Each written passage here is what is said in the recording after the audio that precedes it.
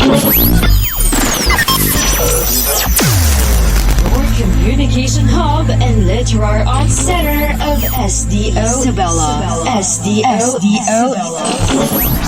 English Academy. An analogy describes the relationship between words. Subject, verb, or teacher. One and. English Academy. Tayo na sa Radyo Eskwela. Tayo na!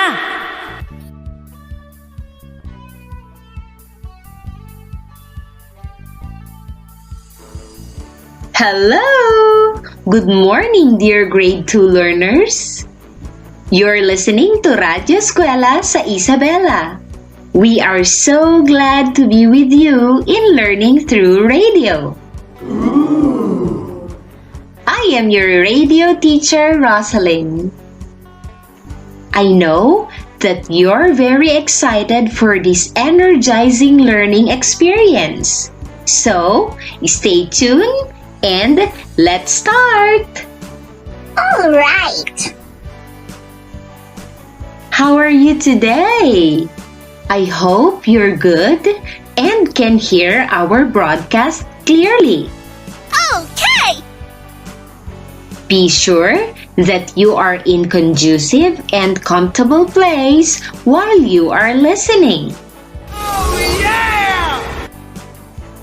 Have you eaten your meal? Yes, ma'am.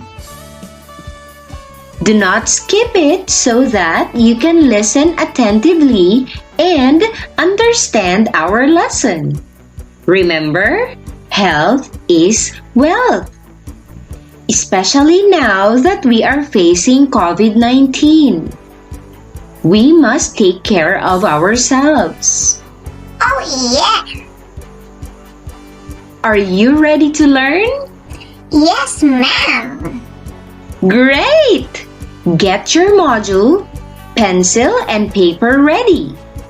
You can call your parents or your guardian to help and guide you as we tackle our topic. All right. Are you all set? Yay! Let's go! Okay. Before we start our lesson, let's recall our past lesson. What are synonyms? These are words with the same meaning. Precisely. Will you give examples?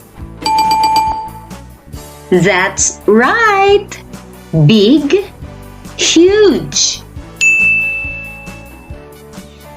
Listen, hear. Rest, relax. How about antonyms? Very good. Words with opposite or contrasting meaning. Will you give example of antonyms? That's great!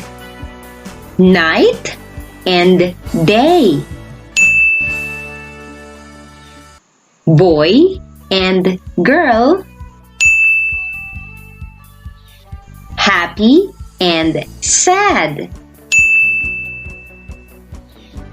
Are words with different meaning. Good job, grade 2! Hooray! That means you're ready for today's lesson. Are you? Oh, yeah. Kids, I will be your fairy godmother today. Tell me your wish and let's see if my magic wand will grant your wishes. Do you like it, class? Yes, ma'am. Great! Write your wishes and after our discussion, let's see if your wishes can be granted. I'll give you 30 seconds to write that one wish in your notes.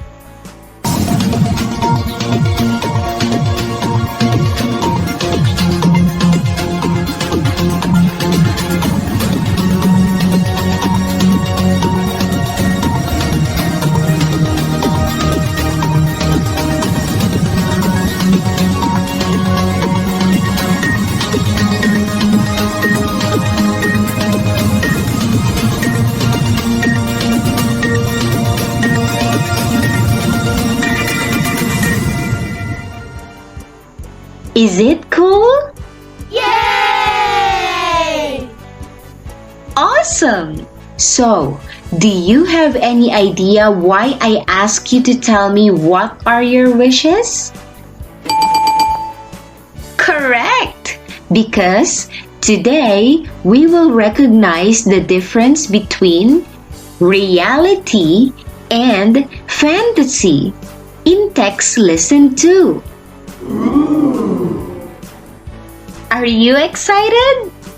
Oh yeah!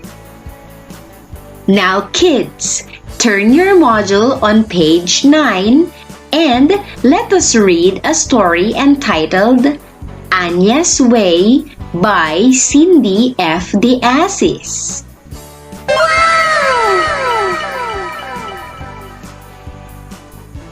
Pay attention because we'll have an activity afterwards. Okay! So, let's start?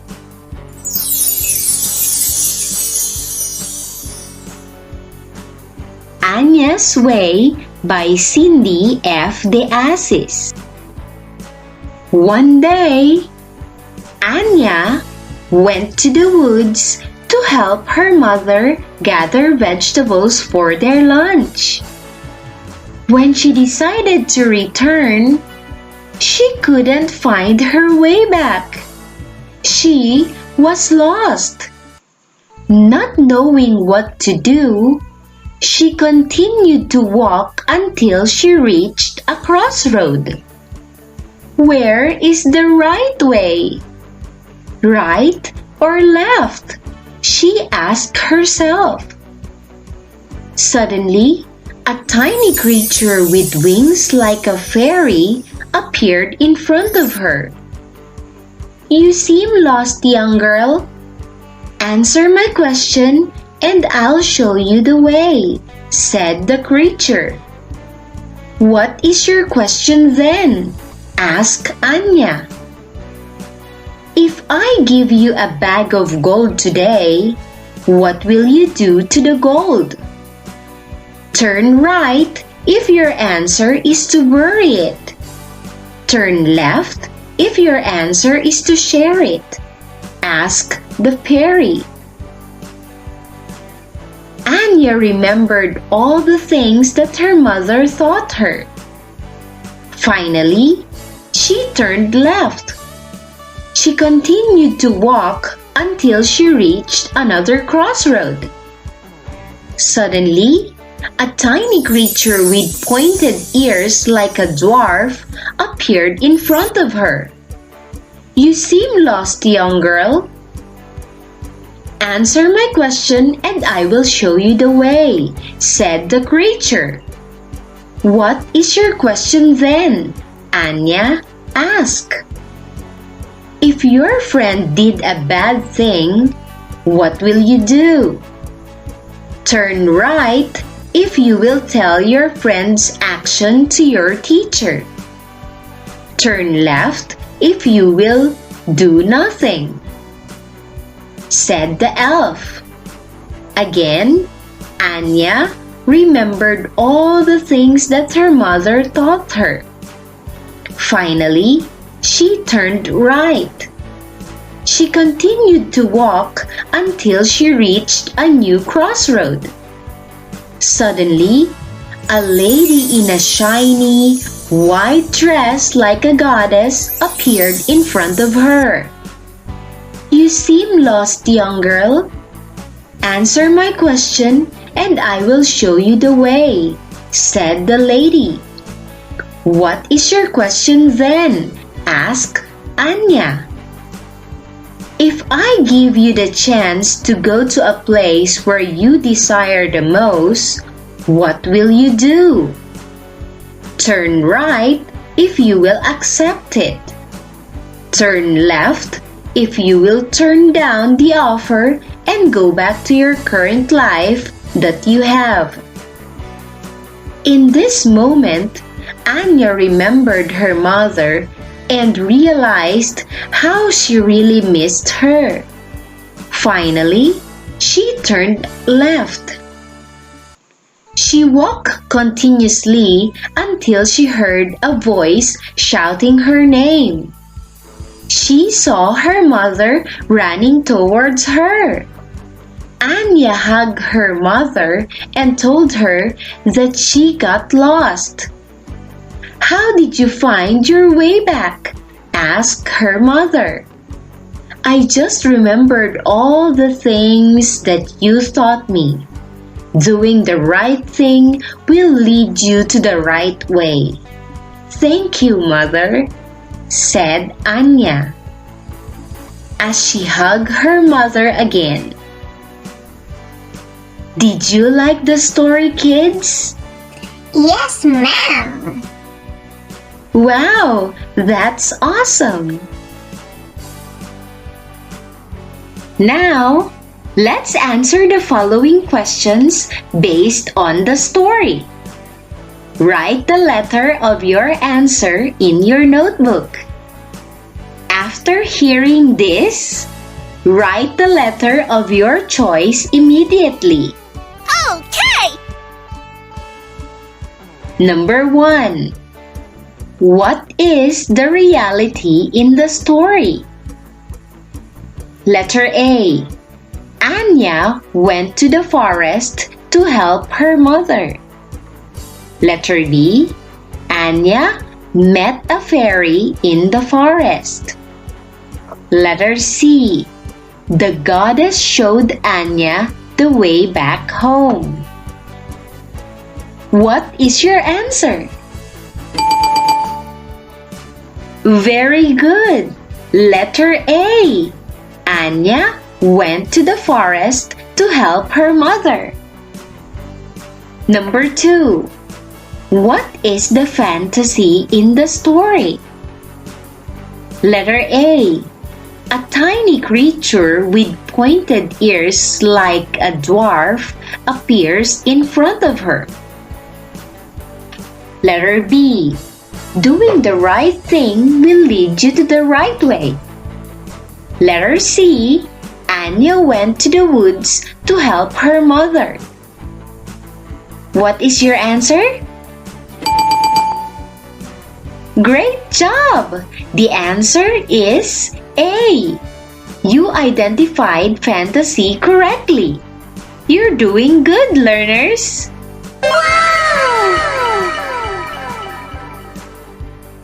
Getting the answers correctly means you know how to recognize reality from fantasy. Hooray! Now, let's further discuss the story. Let's identify which part of the story could happen in real life and which are fantasy. Can you mention the events that could happen in real life? Oh, yeah. Alright, I'll give you 1 minute to write them down.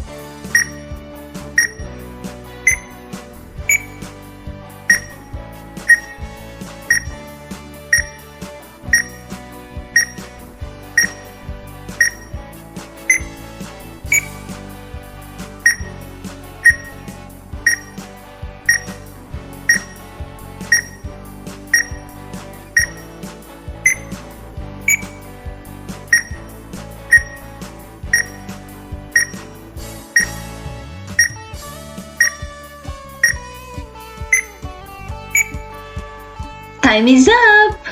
Let's check your answers. The realistic events in the story are brilliant! These are: first, Anya went to the woods to help her mother gather vegetables for their lunch.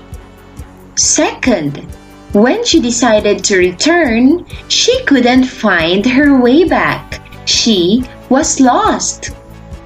Good job, kids! Through your answers, we can say that real events are existing and occurring. That means you can experience them through your senses. You can see, hear, smell, and touch.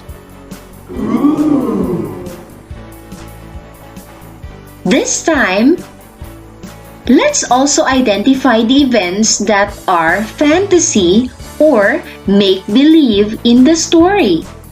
Again, I'll give you 1 minute to write them down.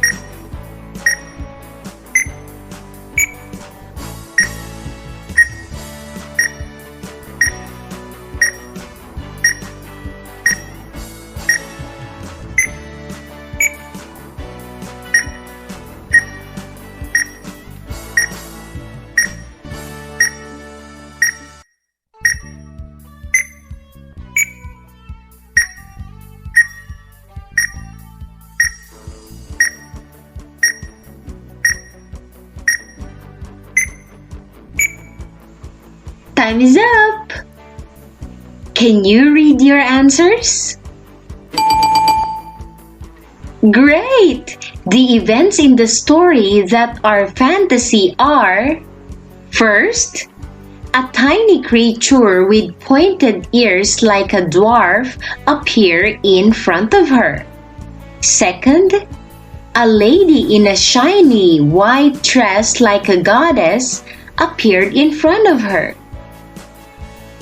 Have you experienced seeing a dwarf or a goddess, kids? Yes, in reality, we have not seen one. That is why fantasy or make-believe is just a product of imagination. They don't exist in real life. It's strange, magical, and cannot happen. You know that a child helping her mother can happen in real life. It is a reality. However, dwarves and fairies are just make-believe characters and products only of our imagination. It is a fantasy. Ooh. Did you get it, class? Oh yeah! Awesome! Now, let's have an activity. Turn your module on page 10. What you need to do is to listen carefully to sentences I'll be reading.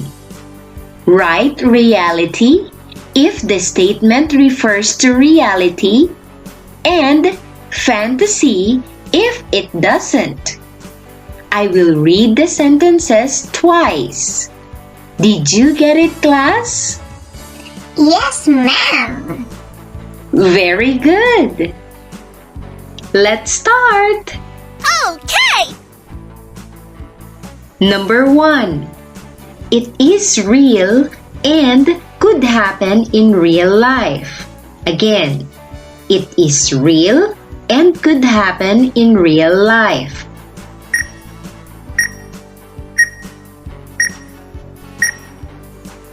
Number 2.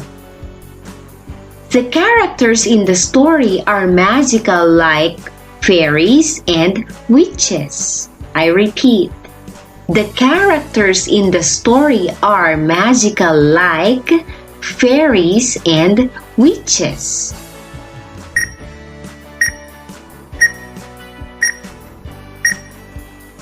Number 3. Events are true and based on facts. Again, events are true and based on facts.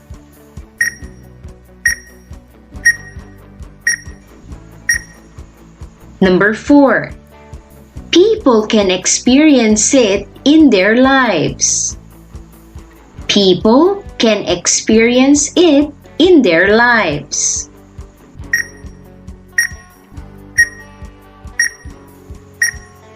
Number 5. There are details in the story that are only imagined and impossible to happen. There are details in the story that are only imagined and impossible to happen.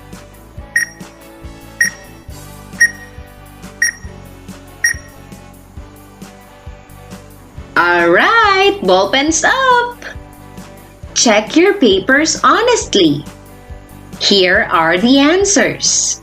For number 1, it is real and could happen in real life. Correct! That is reality. Number 2. The characters in the story are magical, like fairies and witches. Very good! The answer is fantasy. Number 3. Events are true and based on facts. That is reality. Number 4. People can experience it in their lives. Precisely, the correct answer is reality. And number 5. There are details in the story that only imagined and impossible to happen. Awesome! That is fantasy. Did you get the correct answers? Yes, ma'am. Amazing! Give yourselves a round of applause.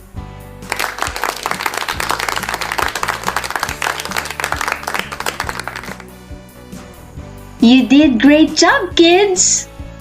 What is reality again? That's right! Reality refers real events happened in the story. It is existing or occurring. What about fantasy? Fantasy is in your imagination. It is not real. It could not happen in real life. Amazing! You really listened to our discussion today. Hooray! Now, turn your module on page 11 for your quiz. Listen carefully as I read you the sentences twice. Okay! Draw a heart if the sentence expresses a reality and star if the sentence expresses a fantasy. Write your answer on a sheet of paper. You'll be given 10 seconds to draw your answer. Did you get it, kids? Oh, yeah. Awesome! Number 1. A house can be built by many people helping together. A house can be built by many people helping together.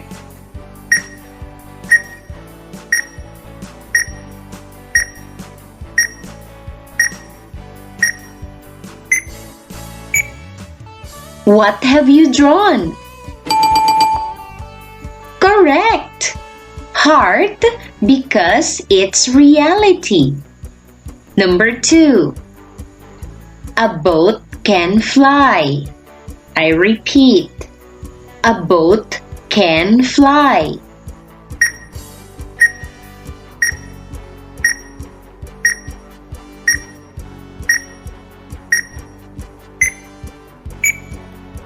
What did you draw?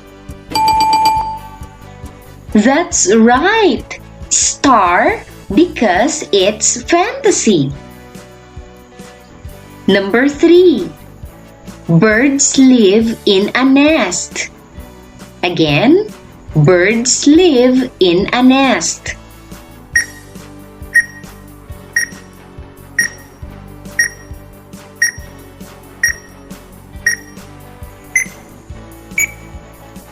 So, it is? Very good. It's a heart because birds do live in a nest. Number 4. The giants sleep in the mountains. Again, the giants sleep on the mountains.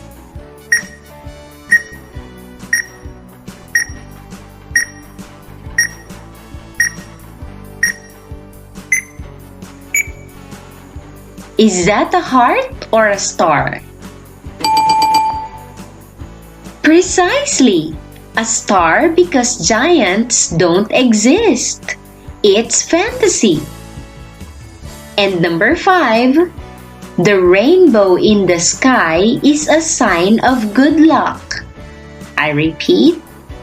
A rainbow in the sky is a sign of good luck.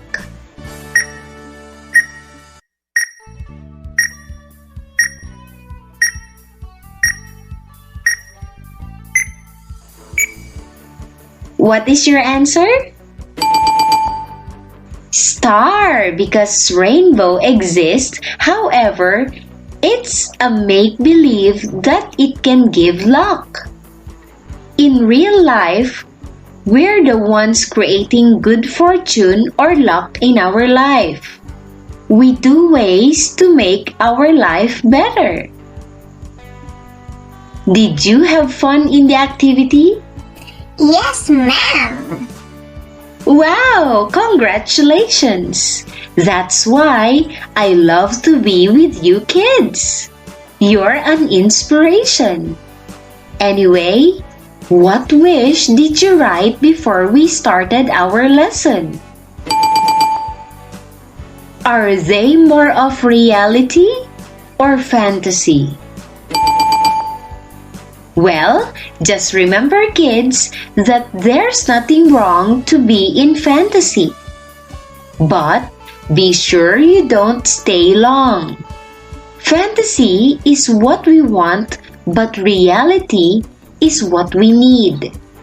Stick on real things for you to become better. Don't be lost in fantasies. All right. Indeed, a bright future awaits you. Congratulations on a job well done, grade 2 learners. Hooray! If you have other clarifications, feel free to reach out your teachers in English or attach your questions in your portfolios so that they'll read upon checking your outputs. Okay! My dear learners, I do hope you enjoyed our episode today. For the meantime, we'll have to end for you to focus on other activities of your module. Make sure that you are always with us at Radyo Eskwela sa Isabela. On behalf of our scriptwriter, Joey Lee Ann Eugenio Crela, together with SDO Isabela RBI Production, I am your radio teacher, Rosalyn, greeting everyone a happy and wonderful day. Stay safe, and to God be all the glory. Tayo na sa Radyo Eskwela. Tayo na! Patuloy ang edukasyon para sa ating henerasyon. Sa daan ng pagkatuto ay walang may iwan. Kaya halina sa Radyo Eskwela!